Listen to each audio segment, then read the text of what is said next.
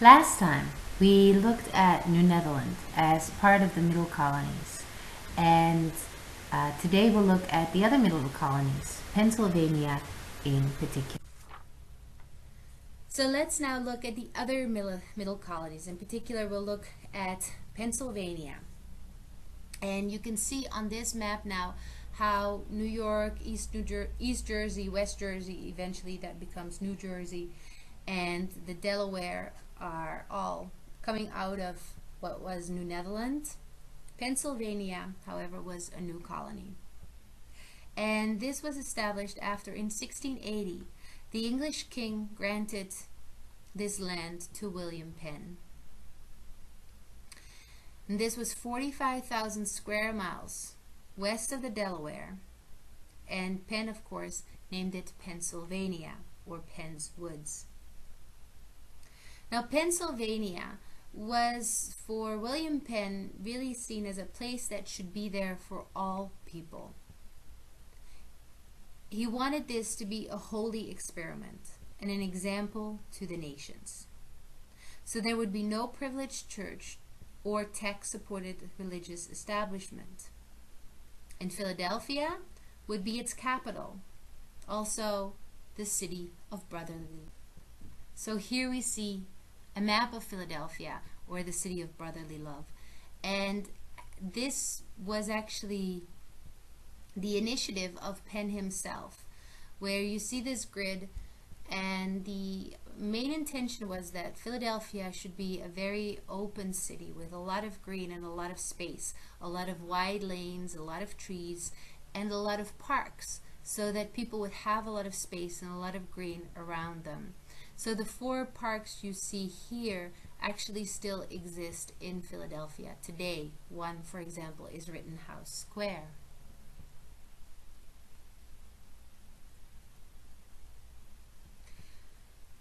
Now, William Penn himself was a Quaker, and this informed also his objective of making this a holy experiment, of making this a place of religious tolerance.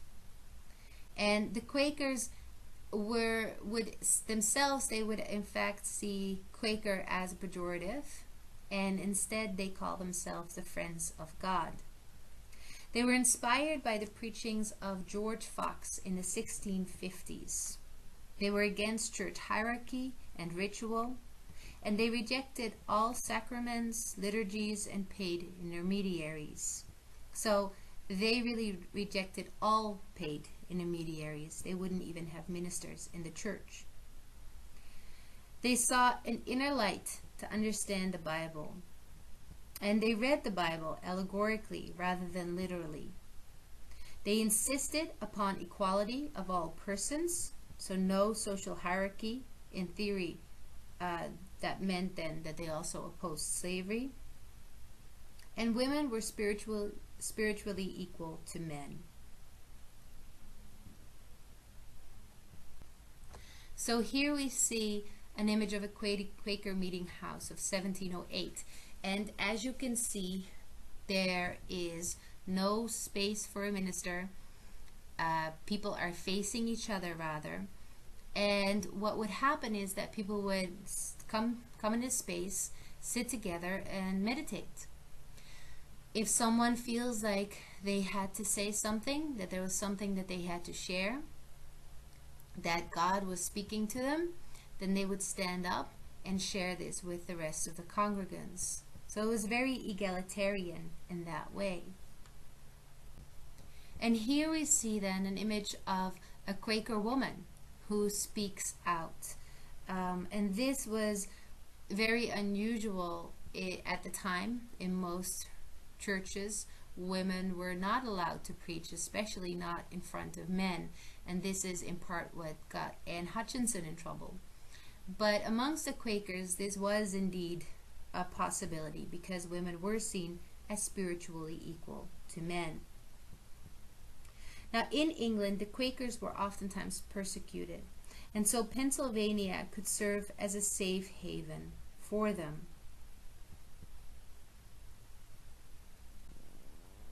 Now, William Penn, as you can see him here, organized the fastest and most efficient colonization in the 17th century English Empire.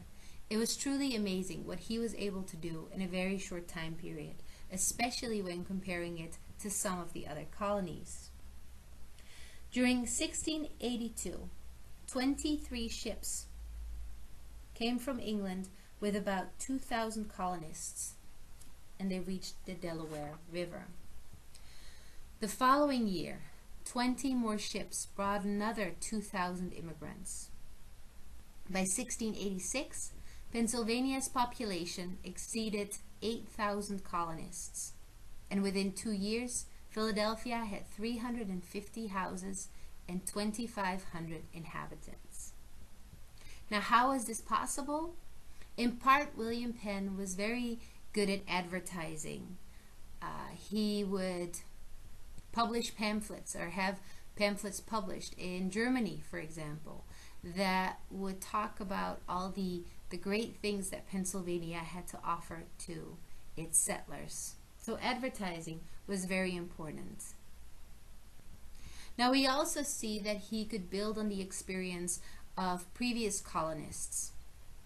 And of course he had colonies close to him that he could keep in touch with and get products from and such. So that helped a more expedient colonization. Now, of course, the religious tolerance that he offered attracted a lot of settlers. And this was something that he also pointed out in his pamphlets, that there would be this religious tolerance. So he really used this also as a way to attract people to the region. Now, in Pennsylvania, most of the immigrants who came there were indeed farmers. And in Pennsylvania, they were able to use their farming skills on the fertile lands. And this also helped the colony very early on to become successful. The fertile lands, as well as the experience of the people who came there, who cultivated the lands. Now in Philadelphia, many of the immigrants were artisans and merchants. Most of them came in family units. They were oftentimes free laborers and very diverse, like we saw in New Netherlands. We see Quakers, English Anglicans, German Pietists, and Dutch Calvinists, all of them settling in Pennsylvania. Now finally, what was very important also in this successful colonization was the relationships of Penn with the Native Americans. William Penn acknowledged the local natives, who were the Lenni Lenape.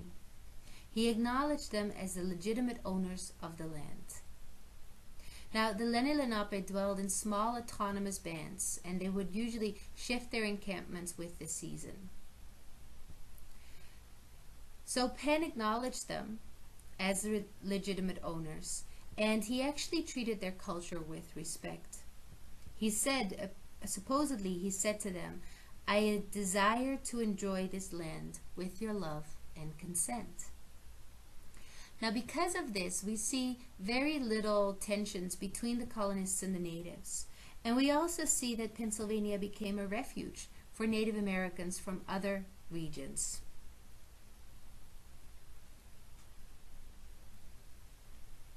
So the question then is, and some historians actually ask this question, were the middle colonies the real America?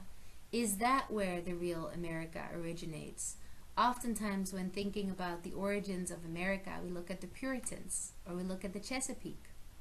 But could we say that the ethnic and religious diversity that we still find in this country today, the free trade that was so important in these colonies, the religious tolerance that was so important in these middle colonies, could we say that that in fact is where American culture and society originates?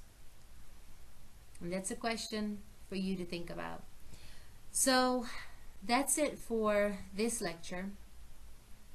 Next time we will look at crisis and change in the late 17th century.